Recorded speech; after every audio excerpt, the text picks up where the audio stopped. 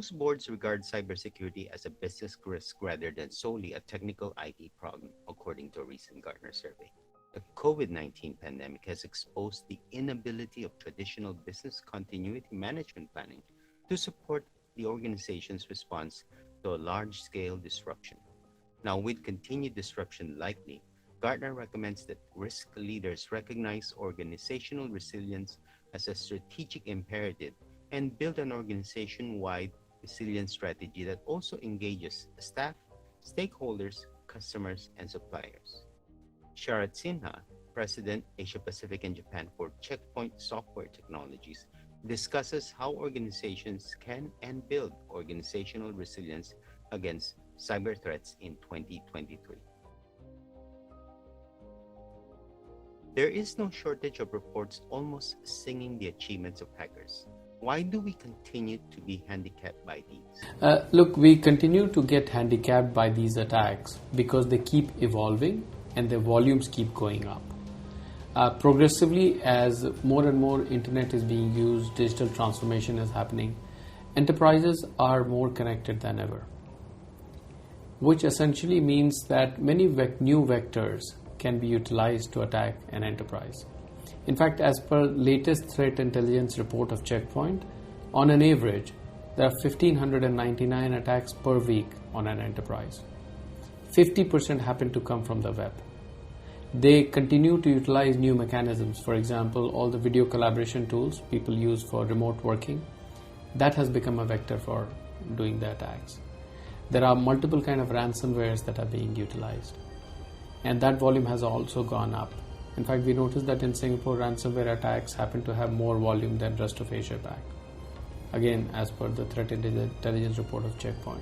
So the continuous evolution and the fact that volumes are going up makes it harder to tackle with them, and that's why we are becoming handicapped because of constant threats evolving. What are enterprises in Asia doing right and wrong when it comes to cybersecurity awareness and mitigation? They start with the education of employees, their customers, and their ecosystem partners to make sure that they're aware of it and they take safeguards against those threats. At the same time, the threat landscape has changed significantly. Right now, we see Generation 5 attacks, which are multi-vector attacks where email, the networking infrastructure, the cloud infrastructure, endpoint, mobile, any could be utilized to actually launch an attack. And sometimes these are multi-vector in the sense they come from many of these vectors at the same time on a government or an enterprise. Now, many enterprises are not ready for it, and that's where they sometimes lack. Also, sometimes using best of breed for every single component and not having a centralized visibility to these threats has also become a problem. Therefore, many forward-looking enterprises are taking an approach, for example, of consolidating the architecture and having a centralized visibility and control over these attacks. And taking a prevention-based approach also helps. So while many enterprises do it, the ones who don't actually run into the risk of getting breached, and then they try to mitigate it. And that becomes a bit problematic because once you are breached, then it's very difficult to get rid of the malware once it's in the system.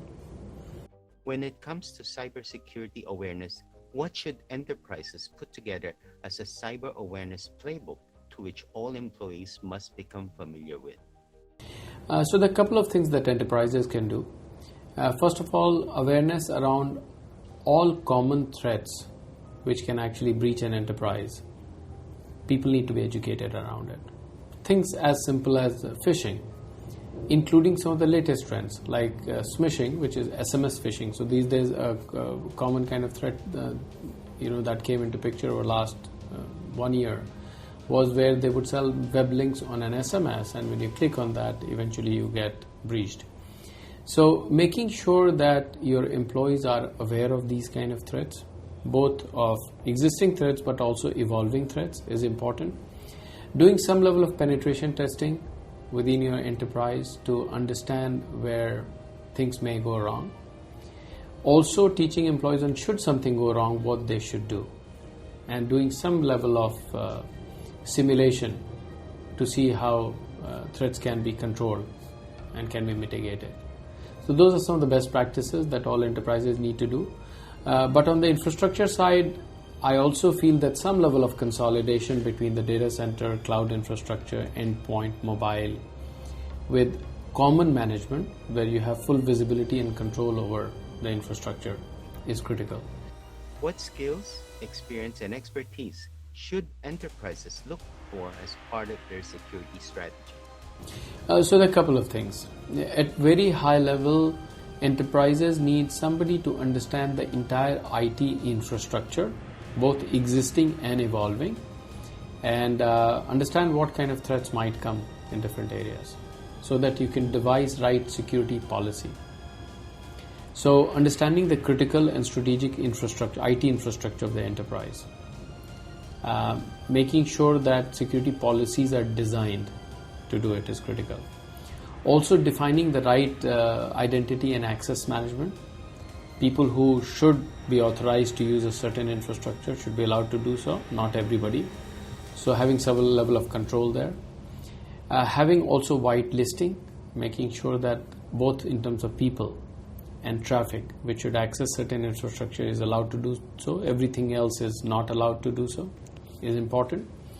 In terms of technical skill set, you need someone who can architect it, someone who can be hands-on enough to dynamically evolve the infrastructure to protect it against evolving threats. And finally, someone who constantly monitors evolving threat landscape to make sure that the infrastructure is kept ready, fully protected, and agile. Should cybersecurity be outsourced or should it stay in-house? So it depends on size of the business and also the kind of infrastructure you have. For example, there are certain businesses, if you look at a typical bank or a telco, they're quite they use technology a lot. So in their case, the requirement might be very different from an organization which uses IT to a lesser extent. Or if you're a small or medium business where you cannot have full-fledged IT organization. But at a minimum, any enterprise or government should look at what is my critical and strategic infrastructure.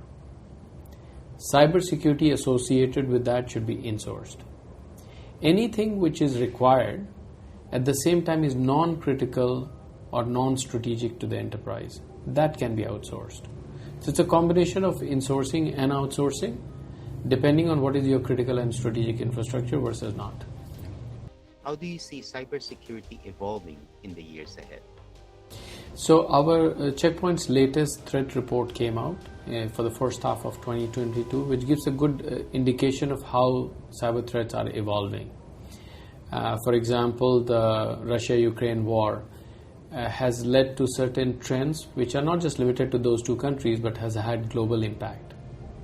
Even at when nation states are at war with each other, cyber attacks have become very common, and then there are certain threat actors who are either aligned to one organization or against it, and they have also become quite active. So we saw some recent trends, for example, ransomware being done against a country. A good example was the Conti group, for example, and Costa Rica and Peru being the countries that were victims. Now this was not seen before. So the ransomware attacks are not happening at a totally different level. Before that, in the space of ransomware, we saw that there are three levels of ransomware attacks that happen. First, an organization gets breached and the attacker would ask for ransom from them. Then they said, look, we would also target your customers because you're breached now, so that data will be utilized to target them. And third was actually to blackmail the end user. So there was three levels of ransomware attack that could happen. Then recently we have seen nations being attacked by ransomware. So that's one distinct trend we see. We also noticed that cloud supply chain being attacked because for example, when developers develop a software in the DevOps organization, they make use of various kind of libraries, etc. So if one of the components in the software gets breached, you pretty much breach the whole. You get entry through the supply chain and you breach the enterprise, which can have global scale. So that's a very distinct trend we saw in case of SolarWinds or Log4j kind of vulnerabilities that were exploited. So that's again a very distinct trend which was not seen earlier. We have also seen a trend of targeting mobile devices. So device itself could be breached, but also the global Play stores, application stores like Apple's App Store or Google's Play Store.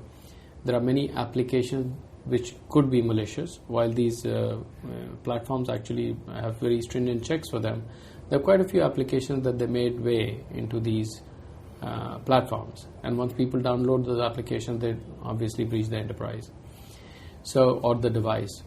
So we are seeing that as another trend. We also saw many attackers utilizing macros on, for example, Microsoft Doc, etc., which was also utilized as one way of attacking an enterprise, where you use the macros, which eventually become part of a document.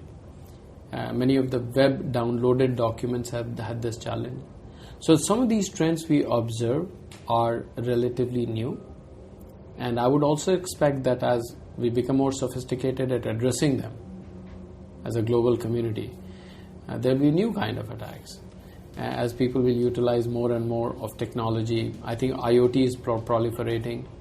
That could be another angle. IT, OT are going to get integrated. So it's a continuously evolving state, which requires agility all the time, being aware of what's happening at a global level and staying protected against it. So as we get into 2023, all these trends need to be continued, and we should also anticipate other threats which might happen and be prepared for them.